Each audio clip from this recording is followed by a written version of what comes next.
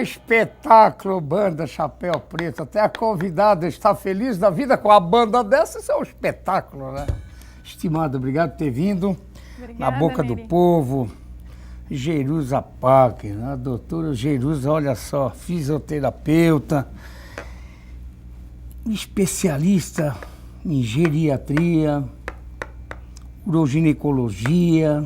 Sim. Vamos falar de estética íntima, vamos falar de incontinência urinária, vamos conversar de muita coisa voltada à mulher, né? É importante essas informações. Mas eu queria que a estimada contasse um pouquinho a história da doutora Jerusa Packer, daquela região da estimada Trombudo Central, Agrolândia, a região do qual a sua família veio, hoje radicada em Rio do Sul, e você perambulou pelo mundo da cultura, da educação, e hoje radicada em Rio do Sul, ali com os nossos estimados Dr. Roberto e Dr. João Cedrez. Obrigado por ter vindo. Eu que agradeço o convite, Neri. Fico muito honrada com o convite de vocês. Tá bom. E daí, as andanças da Jerusa? Então, eu nasci em Trombudo Central, né? Meu nome é Jerusa Packer, nasci em Trombudo Central. Fui estudar, fazer minha faculdade em Joinville. Comecei lá em 1999. Passei no vestibular, fui para lá, fui morar lá. E aí fiquei 2 anos, estudei 2 anos lá e resolvi transferir minha faculdade para Blumenau. Me formei em Blumenau, na FURB, em 2003, em fisioterapia, e voltei para Rio do Sul, né? Me formei e já voltei para Rio do Sul. Comecei a trabalhar aqui em Rio do Sul, numa clínica de fisioterapia, dei aula um tempo também, e mais tarde comecei no Hospital Samária, por onde fiquei 8 anos, trabalhando na geriatria do Hospital Samária, na parte geriátrica lá com os idosos. Trabalhei 8 anos lá. Depois saí do Samária e estou no regional atualmente. Vai fazer 4 anos que eu estou ali. Mas você foi buscar uma especialização, né, estimada? Sim. Aí, quando eu já estava em Rio do Sul, no ano de 2003 mesmo, quando eu me formei, eu já comecei minha pós-graduação em Curitiba. Essa especialização em urogineco eu fiz em Curitiba. Curitiba. Aí me formei em 2005 e estou até hoje. Comecei aqui em Rio do Sul, já trabalhando com uroginecologia também, fisioterapia específica em uroginecologia e geriatria, né? Como eu trabalhava no Hospital Samária só com a ala geriátrica. E depois, como trabalhava com geriatria, fui me especializar em geriatria em Blumenau. Era uma extensão da mesma faculdade que eu me formei em Uro, só que uma extensão de Curitiba para Blumenau. Aí aproveitei que estava perto e acabei fazendo geriatria também. E hoje trabalho ali no consultório junto com o Dr. Roberto e o Dr. João Cedrez, já há bastante tempo, já faz uns 3 anos que eu estou ali, para mais. E antes eu tinha meu consultório no Hospital Samária, sempre estive lá, depois que vim para cá. E está caminhando muito bem a especialização que você foi buscar? Você queria isso mesmo? Eu queria isso, tanto que meu trabalho de conclusão de curso em Blumenau, eu já fiz em cima de uroginecologia. O famoso TCC? O famoso TCC. Fiz em Uro e eu e uma colega, a gente foi buscar o interesse, estudar, não tinha nem literatura na época, nem artigo científico, não tinha quase nada em urogineco. Tanto que o nosso orientador na época, ele era o Fábio Matos, filho do deputado João Matos, né? Doutor Fábio, isso, conheço. doutor Fábio era o nosso orientador. E ele foi franco, ele disse, olha meninas, eu vou orientar vocês, mas eu não sei nada sobre essa tal de incontinência urinária em idosos, que foi o tema do meu TCC. E a gente falou, não tem problema, professora, a gente já está a caminho, já está estudando. Estão buscando as informações. E ele falou assim, tá, mas vocês têm um plano B? Nunca me esqueço. Pensando que vocês têm um plano B disso aí? Porque trabalho de conclusão de vocês. Daí a gente falou, não, Fábio, pode ficar tranquilo. A única coisa dele assim, mas eu queria poder ajudar vocês de alguma forma. Se eu não posso com conhecimento, eu queria ajudá-las de outra forma. E ele comprou na época o aparelho de biofeedback, que é o aparelho que hoje eu uso ainda. E ele comprou, na época era caro, eu lembro, a gente era universitário, não tinha teria comprar? condições de comprar aquele comprava, aparelho. Não tinha nem pagar a faculdade, né? Não tinha condições de comprar aquele aparelho para o estudo na época, né? E o Fábio foi lá e comprou o aparelho pra gente. Então, nossa, foi muito bom, porque a gente conseguiu desenvolver aí o estudo junto com o aparelho e comprovar, né, dos dados científicos que o nosso trabalho deu certo.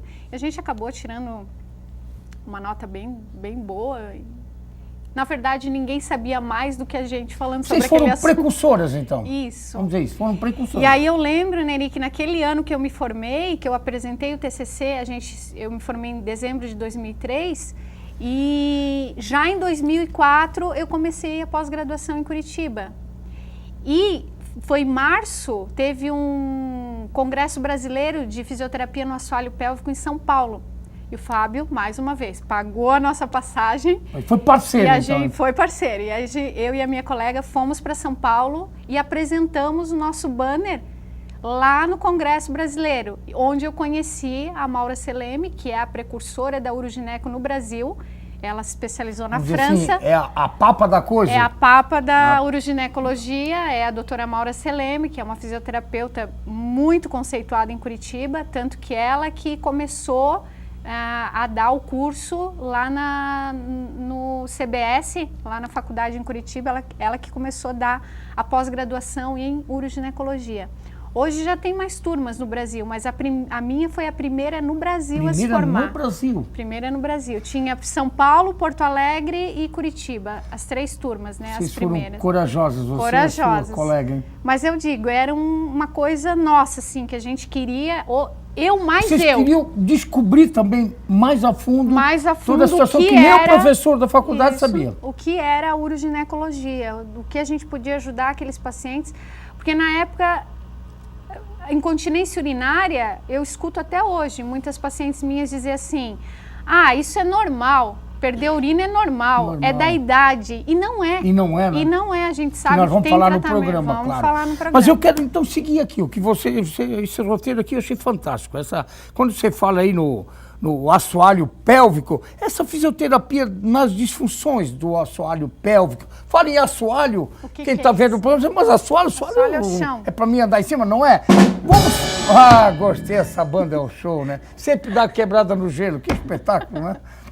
Estimado, o que é essa fisioterapia nas disfunções do assoalho pélvico? Então, primeiramente eu tenho que falar o que é assoalho pélvico, porque quando você fala em assoalho pélvico, períneo, tem pessoas que vão olhar para mim e vão dizer, tá falando grego, né? O que é isso? Onde que fica? Onde é que se localiza isso? No ser humano, na mulher, no ser humano. Enfim. Tá. Então é toda a parte da musculatura, o períneo é a parte muscular da genitália, de toda a parte que segura os órgãos pélvicos. Por isso, assoalho pélvico é realmente o chão, é o que sustenta os nossos órgãos pélvicos, né? Quem são nossos órgãos pélvicos? Bexiga, no caso da mulher, útero, vagina, intestino.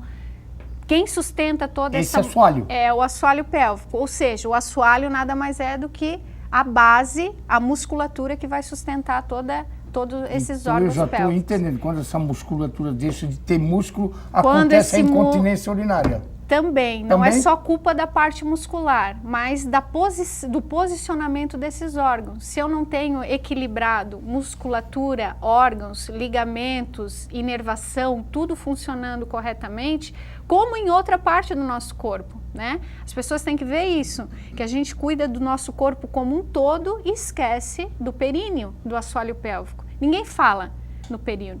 Tanto que é uma área... Mas não falam também por tabu, de repente? Também por tabu, outras pessoas por achar que é normal, outras por vergonha. Por vergonha, não né? falam para o médico, não falam, acaba escondendo o problema. Quem é que vai chegar e vai dizer assim, se eu perguntar aqui hoje, alguém aqui perde urina? Quem que vai levantar Ninguém a mão vai dizer. E dizer...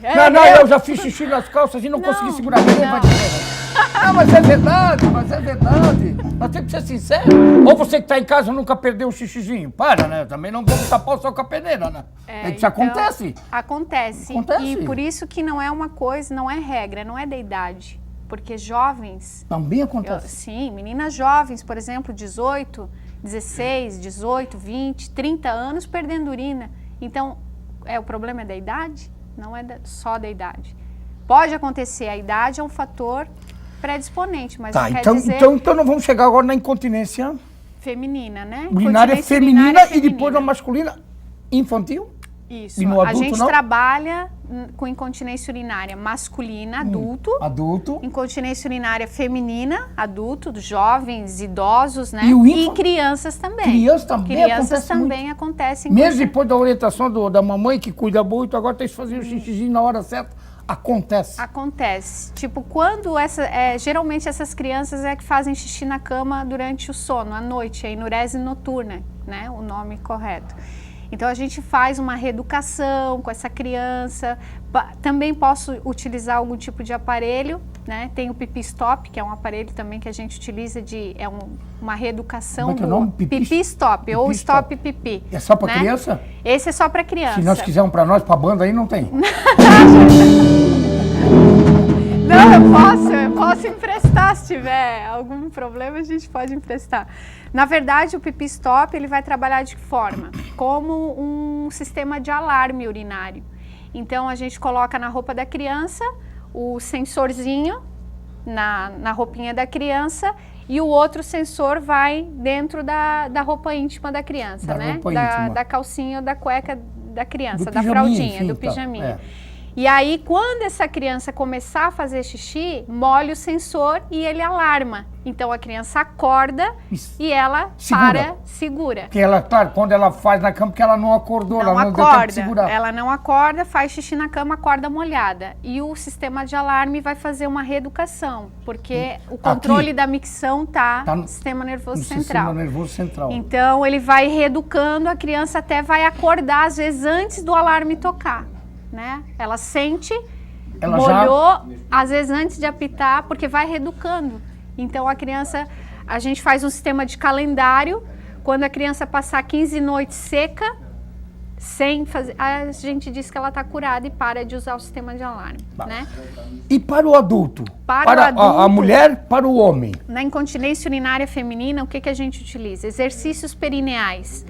Ou exercícios de Kegel, né? Se você para falar bem a linguagem para o nosso povo entender, o que quer dizer isso? Exercício para a musculatura do assoalho pélvico, para trabalhar essa musculatura, para fortalecer essa musculatura. Por isso que é fisioterapia. Por isso que é fisioterapia. A fisioterapeuta trabalha com o músculo, movimento, reequilíbrio dessas estruturas.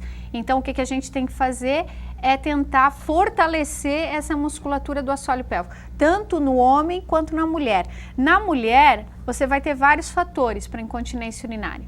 Por exemplo, idade, obesidade, hábitos alimentares, álcool, bebida drogas, né? Raça branca. Mulheres brancas têm mais probabilidade de ter incontinência urinária do que as negras. Mais probabilidade do que as negras. Sim.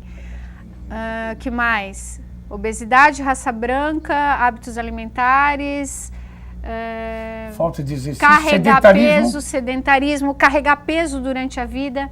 Muito peso durante a vida? Muito peso durante a vida. Então, eu atendo muitas senhoras agricultoras que carregaram muito peso durante a vida. Então, elas vão ter um prolapso dos órgãos genitais. O que é um prolapso? É uma queda dos órgãos genitais. E por que esses órgãos caem?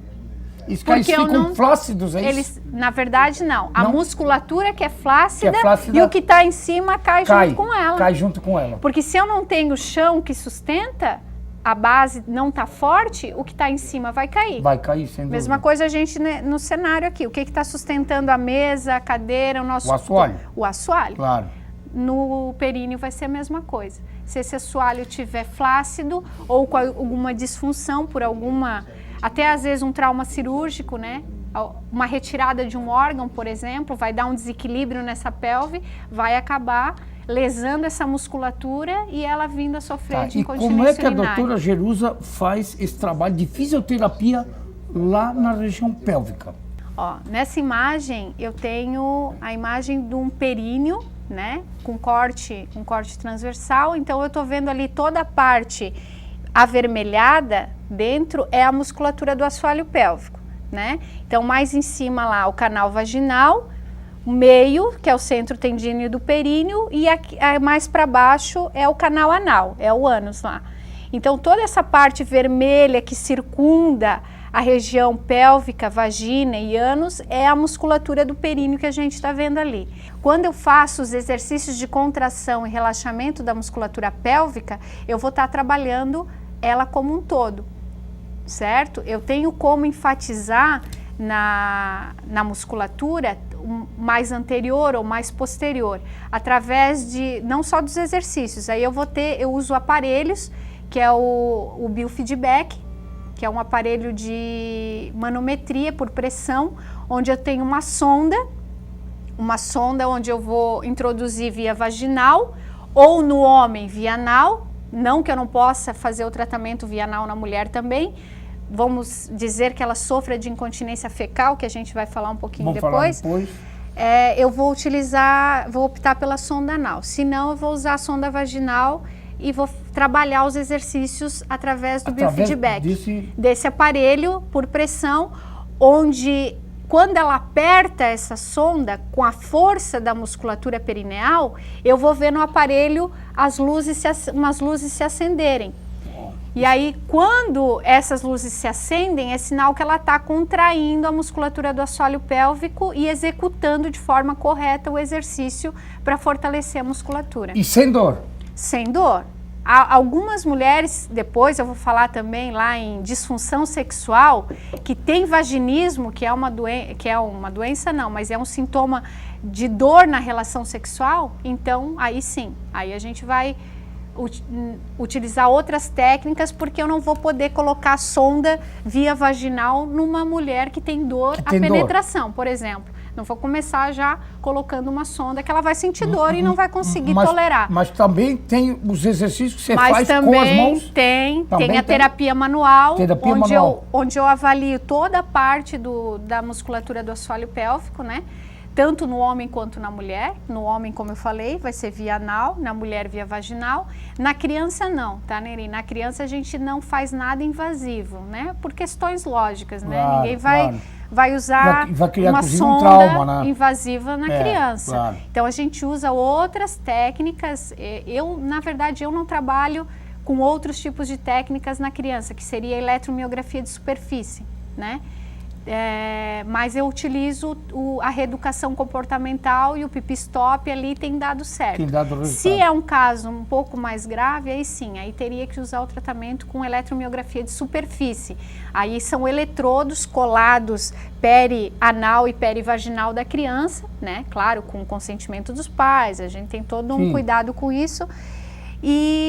E aí eu vou estimular, através desses eletrodos, ele vai acabar estimulando a região pélvica da criança também, que é a musculatura, só que eu vou por um meio mais externo e não interno, como no adulto, como a gente faz no adulto, né? Que é através das sondas intracavitárias, né?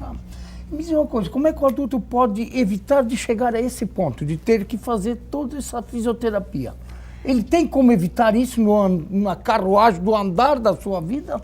Claro que sim, por isso que a gente tem que trabalhar em prevenção. O que a gente está fazendo aqui hoje nada mais é do que isso, é prevenção, é informação, é levar a informação e a pessoa saber o que é e como prevenir e se tem, porventura, como tratar, porque tem tratamento, né? Eu não digo que todos os casos são 100% solucionáveis, mas na maioria dos meus casos eu tenho sucesso nos meus casos, né? Tipo, por exemplo, um paciente chegou para mim usando fralda, perdendo muita urina e sai usando um absorvente normal. Para ela isso é uma melhora muito grandiosa, né? Porque evitou muito a perda de urina. E outras, em contrapartida, o contrário, chegam perdendo gotas de urina, achando que aquilo é a pior coisa do mundo e saem secas, curadas. Estimada, e dentro da casa, quem é que pode ajudar? Porque às vezes a vergonha, o tabu, isso que nós falávamos antes, é que inibe a pessoa chegar no profissional.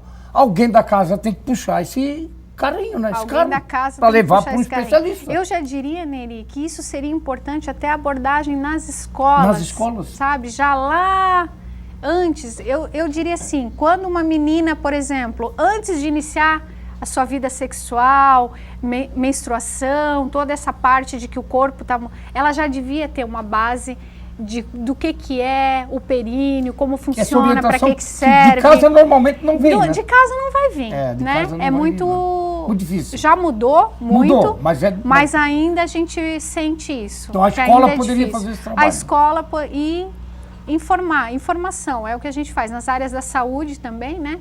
Pós-saúde, eu mesma dou muita palestra em posto de saúde, outras comunidades, já dei em escolas também, para informar. Eu acho que se a informação não chega, aí é que está o grande erro, porque lá na frente aí eu só vou pegar a pessoa quando tiver já com o problema estágio muito adiantado, muito né? adiantado. Que dá para resolver, mas é mais trabalhoso. Mais trabalhoso. E às vezes não dá com fisioterapia, Neri. Às vezes com fisioterapia eu não vou conseguir resolver. Ô, estimada, e a incontinência fecal?